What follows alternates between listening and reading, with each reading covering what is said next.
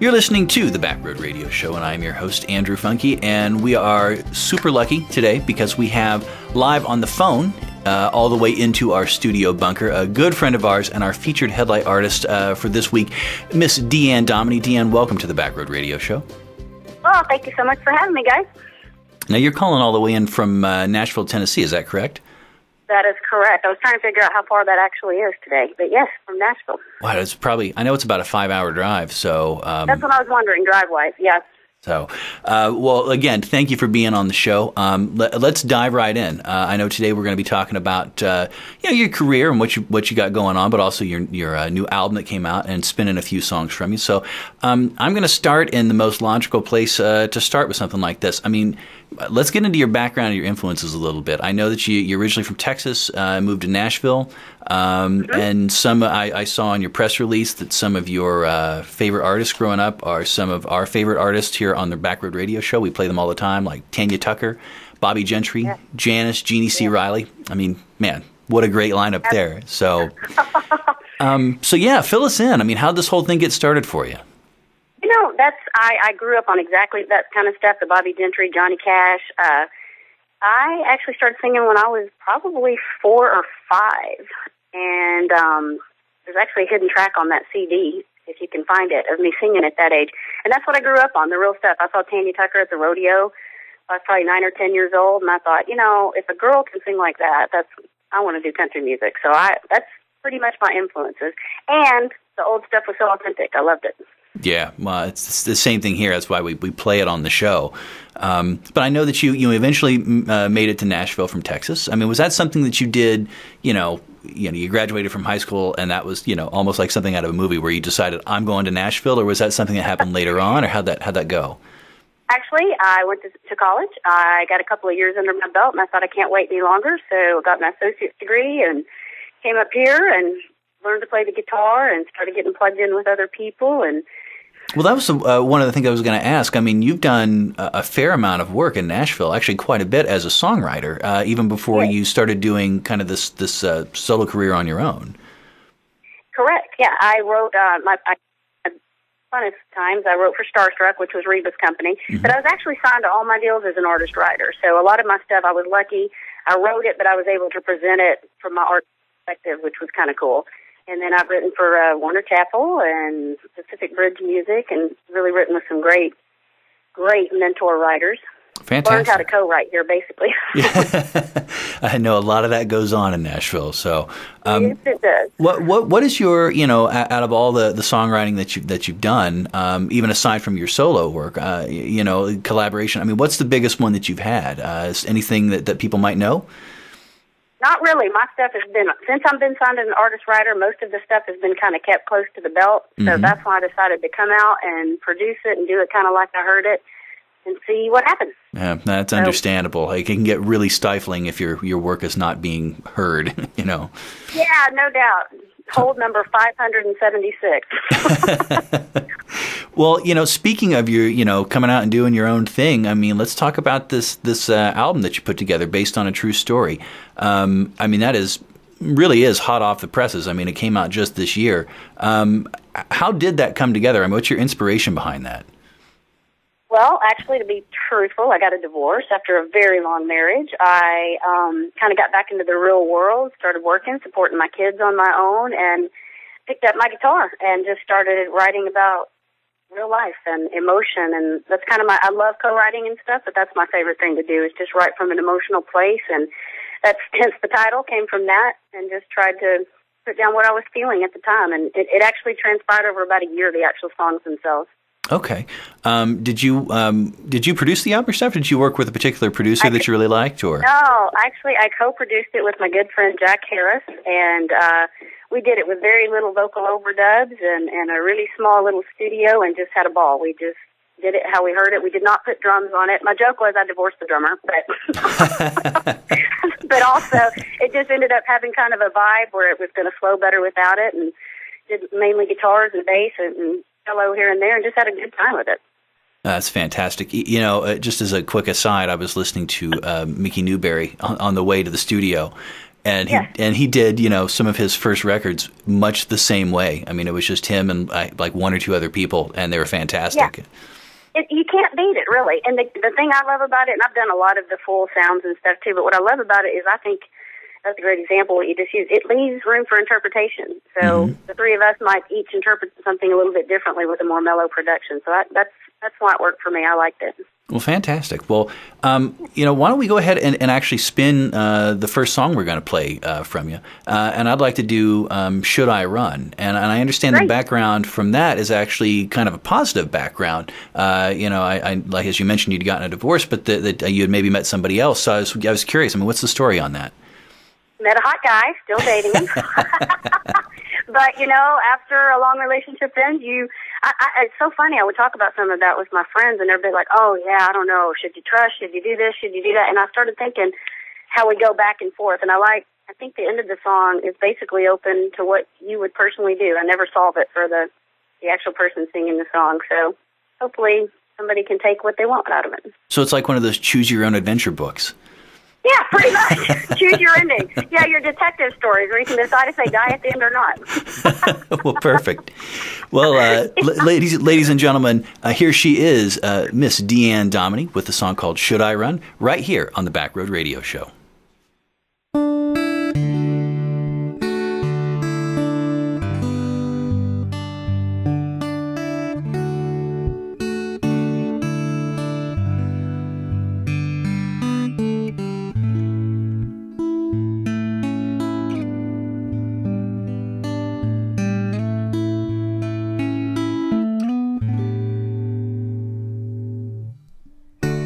What if you wreck my heart now, baby?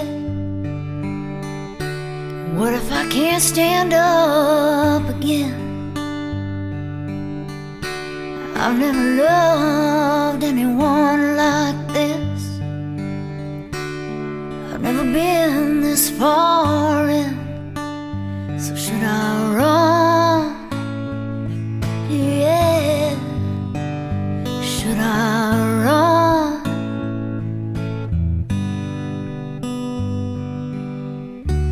What if you take the best part of me and take it far away someday? What if I lose my faith in love and my will to pray? Should I run? Yeah. Should I run?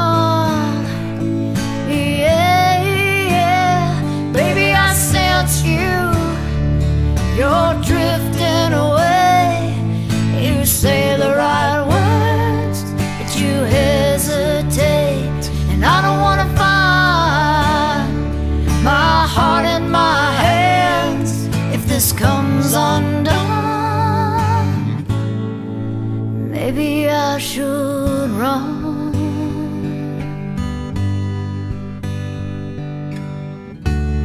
Are you here beside me, baby?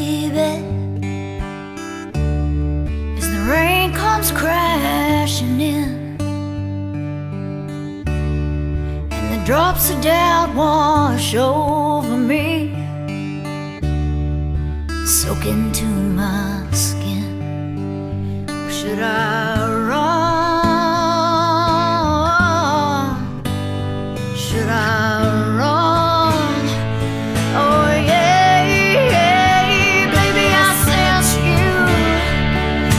Drifting away. You say the right words, but you hesitate. I don't want to find my heart in my hands when this comes undone.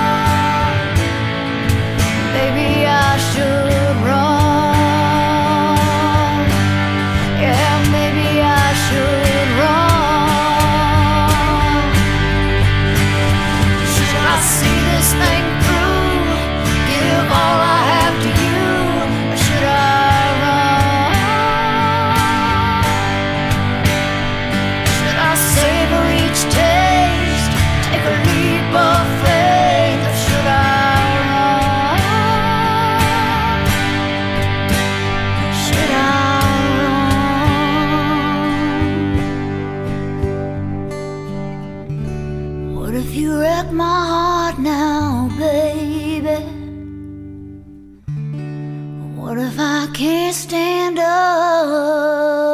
again?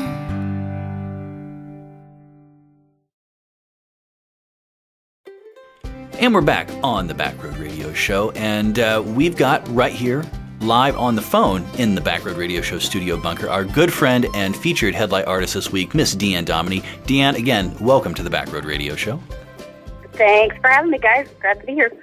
Well, we had just heard a little bit earlier in the show, we talked to you a little bit about your background and influences and also your recent album that you released based on a true story, and we even played a song from that, Should I Run? But I want to delve a little bit into some other things that I read about you that I know really play in to some of the songwriting that you're doing right now.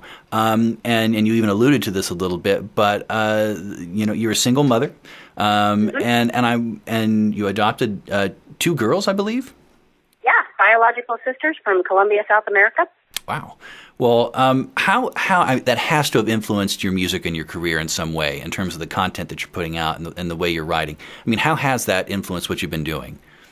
Well, I'll tell you, I think for any parent, the emotion of being a parent changes you forever anyway. But for me, I adopted them at 10 and 8 years old, so they had already had hard knocks in life and grown themselves, and so to kind of come into my world where I get to write and get an education and grew up with great parents and watch what survivors and optimists they were, it literally changed the way I viewed life.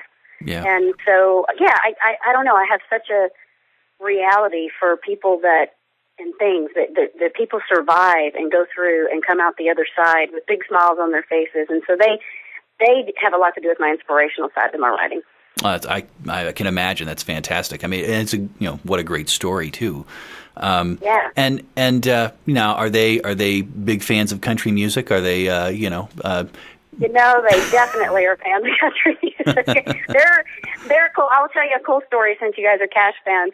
When we were in Colombia, there wasn't any English, and they spoke mommy, poppy, and whiskey, and I have no idea what they spoke whiskey. That's all you need. That's all you need to know. That's all you need to know. It has something to do with, that's what they say when you take a picture. But anyway, we had brought headphones with lots of Spanish music and kid music on it that they could listen to.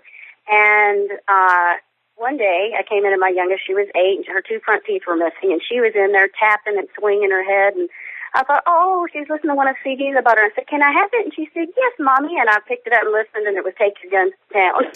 It was my cash CD. So I think it's safe to say we influenced them with music pretty early on as far as that kind of stuff. They already have good taste. Yeah, when you're Cash that early, it's pretty cool. So that's great.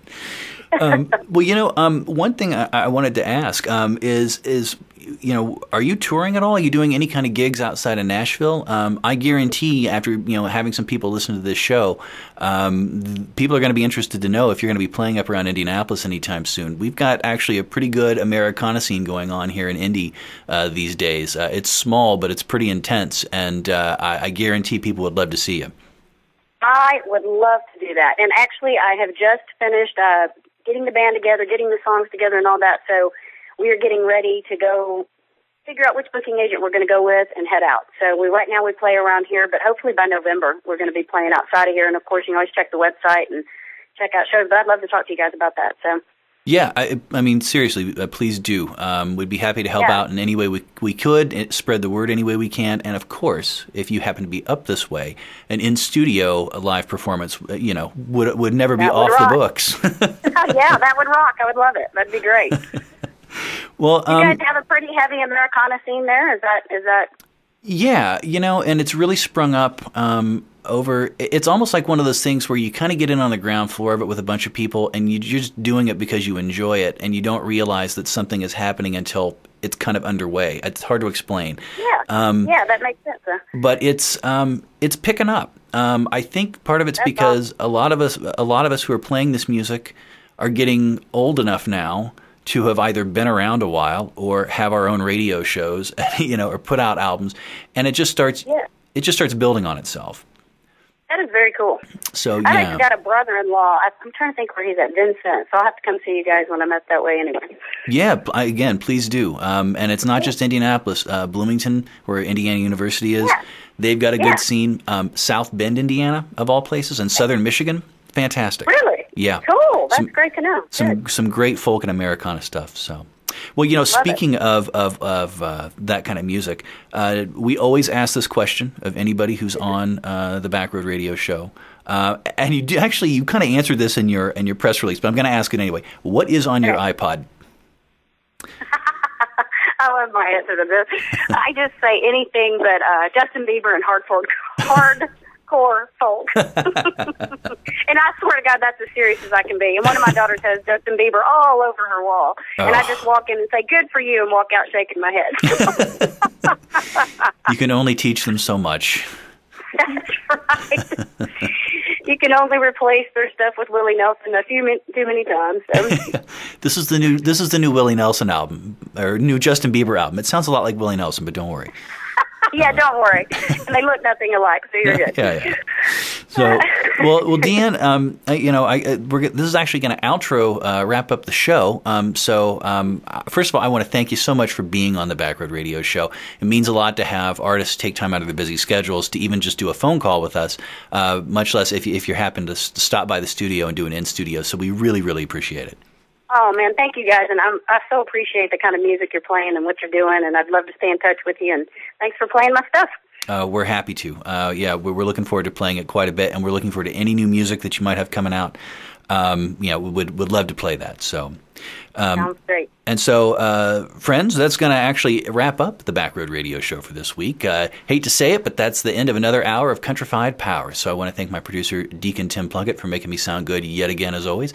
And I want to thank each and every one of you, our loyal listeners out there, for tuning in. If it wasn't for you guys, there'd be no point in us doing this. So we're actually going to outro the show, DeeAnn, with a tune of yours called Daddy Went to Prison. And of course, with a title like that, A, I have to play it, and B, I have to know what it's about. That's great. My response to that is that hell hath no fury like a woman's scorn. And I've been asked, is it a true story? And I said, well, I haven't killed anybody yet. But it's just potentially true. Yes, it's just, and whatever happened to people writing like that back in the Cass days and stuff? So. I know, man. That's maybe I'm just morbid, but I love that kind of stuff. They're always great. They're great stories. Probably puts us in a really rare group, but yeah, definitely. I think it does. Well, I can't intro it any better than that. So, everybody, this is DeeAnn Dominy with Daddy Went to Prison right here on the Backroad Radio Show. We will see you next week.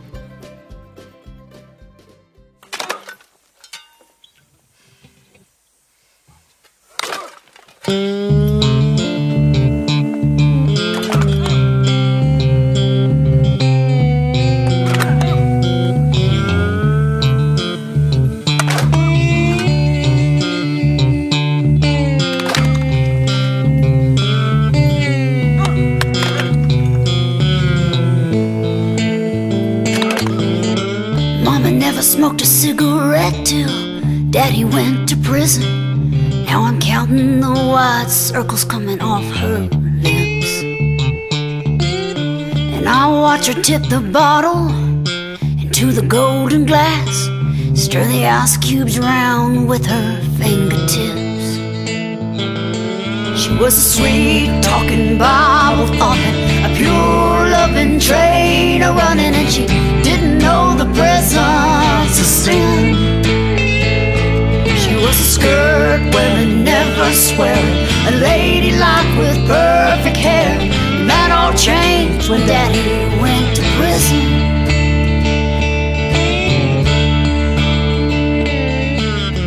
Mama never shot a picture standing in a frame. Now there's shattered glass on our redwood floors. She never cussed at anyone or put her fist through the wall. And now Daddy's safer behind those bars.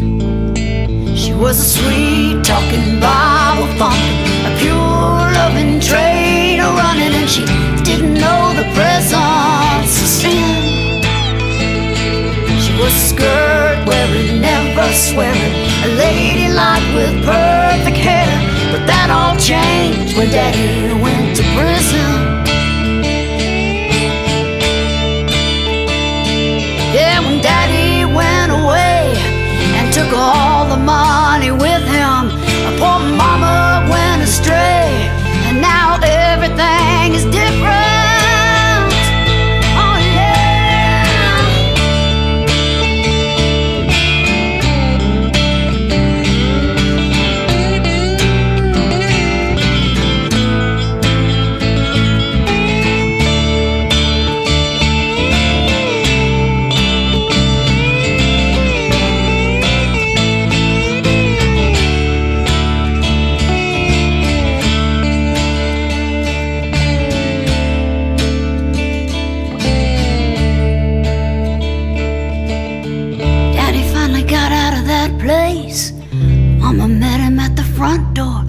said the gun felt cold on her fingertips.